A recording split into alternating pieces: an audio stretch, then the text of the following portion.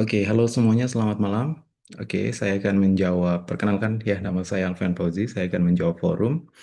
Nah, saya akan memaparkan ya mengenai analisis investasi pembelian mesin baru ya senilai 50 miliar dari PT Tekstil Mandiri ya. Jadi pembelian mesin ini itu diharapkan dapat meningkatkan efisiensi dan juga menurunkan biaya operasional hingga 15 miliar per tahun. Nah, untuk kita bisa menilai kelayakan investasi, kita harus bisa membahas metode nih. Jadi kita akan bahas metode payback periode, sekaligus juga membandingkannya dengan metode lain ya seperti NPV, lalu IRR, dan kita coba lihat langsung saja ke pertanyaan. Pertanyaan pertama, mengapa perusahaan menggunakan metode period pengembalian modal untuk menilai investasi ini? Jadi, gitu ya, kenapa perusahaan menggunakan metode period ini? Itu karena metode ini tuh sangat sederhana banget nih, mudah dipahami, mudah sangat mudah dipahami gitu ya, terutama mungkin untuk direksi untuk bisa mengetahui seberapa cepat investasi awal ya, contoh 50 miliar dapat kembali melalui penghematan biaya ya 15 miliar per tahun. Jadi dengan kata lain ya, secara sederhana payback period ini memberikan gambaran awal tentang resiko likuiditas dan seberapa cepat modal bisa kembali. Lanjut ke pertanyaan kedua, apa kelebihan dan keterbatasan metode payback period? Oke, kita lanjut. Ya, jadi kelebihan metode payback period ini itu dikarenakan dia tuh mudah banget nih untuk dihitung, memberikan ukuran secara sederhana tentang resiko, dan cocok banget nih untuk perusahaan yang fokus pada likuiditas. Tapi tentu akan selalu ada yang namanya keterbatasan. Kelemahannya itu metode ini itu hmm, tidak mempertimbangkan arus kas gitu. Jadi setelah em, setelah periode pengembalian modal gitu ya. Jadi nilai uang ini tuh diabaikan gitu. Nilai waktu dari uang itu diabaikan.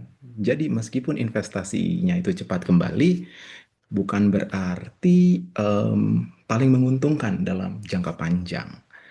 Kita lanjut ke nomor tiga, bagaimana hasil payback period ini bisa dipadukan dengan metode lain untuk membuat keputusan investasi yang lebih komprehensif. Oke, oke, hasil dari payback period ini sebaiknya dipadukan ya. Kombinasi period dengan metode lain ini penting banget, seperti metode NPV, metode IRR. Jadi payback period ini itu hanya memberikan informasi tentang kecepatan pengembalian. Sementara jika kita melakukan kombinasi seperti NPV ya, kita bisa menilai nih eh, seberapa besar nilai tambah bersih dari proyek. Nah, sedangkan jika kita menambahkan metode lain lagi seperti IRR, itu bisa menunjukkan tingkat pengembalian yang dapat dihasilkan dengan mengkombinasikan metode-metode tersebut. Nah, jadi dengan kombinasi-kombinasi tersebut, maka manajemen akan mendapatkan gambaran yang lengkap ya. Jadi, ya, seperti itu. Oke, lanjut ke nomor 4. Bagaimana NPV dapat membantu perusahaan dalam membandingkan proyek ekspansi ini dengan alternatif investasi lainnya? Oke, NPV ya. Nah, jadi NPV ini membantu perusahaan menilai apakah proyek pembelian mesin ini memberikan nilai positif dibandingkan alternatif lain gitu ya, dengan mendiskontokan arus kas masa depan sebesar 15 miliar per tahun. Lalu perusahaan juga bisa menghitung apakah nilai sekarang bisa tuh melebihi investasi 50 miliar. Jadi NPV ini NPV, jika NPV-nya positif gitu ya, proyek akan dapat dijalankan ya setelah analisis gitu ya. Sedangkan jika analisis NPV-nya mungkin negatif, berarti perusahaan sebaiknya mencari opsi dari investasi lain. Lanjut nomor 5, apakah keunggulan metode IRR dibandingkan payback periods? Ya, em, keunggulan dari IRR ya menurut menurut saya keunggulan karena IRR ini itu mempertimbangkan nilai waktu uang dan seluruh arus kas sepanjang umur dari proyek.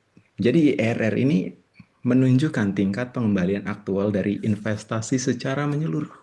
Bukan hanya kayak berapa lama modal kembali, Tetapi juga itu memberikan data yang akurat membandingkan tingkat keuntungan relatif antara proyek gitu.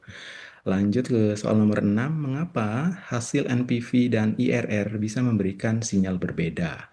Ya, perbedaan sinyal antara NPV dan IRR itu terjadi dikarenakan adanya pola arus kas yang tidak normal gitu. Jadi tingkat penggunaan, tingkat diskonto dan yang berbeda-beda gitu ya. Maka nilai NPV ini menilai investasi dari sisi yang absolut. Berapa besar nih nilai tambah dalam rupiah. Sedangkan IRR ini menilai dalam bentuk presentasi pengembalian. Jadi ya dalam beberapa kasus IRR itu bisa terlihat lebih tinggi, tetapi NPV-nya justru lebih kecil dalam proyek-proyek yang kecil ya. Dan sebaliknya juga proyek besar dalam NPV yang tinggi juga kadang punya IRR yang lebih rendah. Jadi ya seperti itulah metode period. Memang metode period ini berguna banget sebagai gambaran ya tentang awal resiko, likuiditas. Namun mungkin jika kita mau melihat keputusan strategis yang jangka panjang, perusahaan ini seharusnya ya mengandalkan tidak hanya mengandalkan payback period gitu, tapi juga menggunakan kombinasi seperti NPV dan IRR. Mungkin itu yang bisa saya sampaikan dalam jawaban forum kali ini. Terima kasih.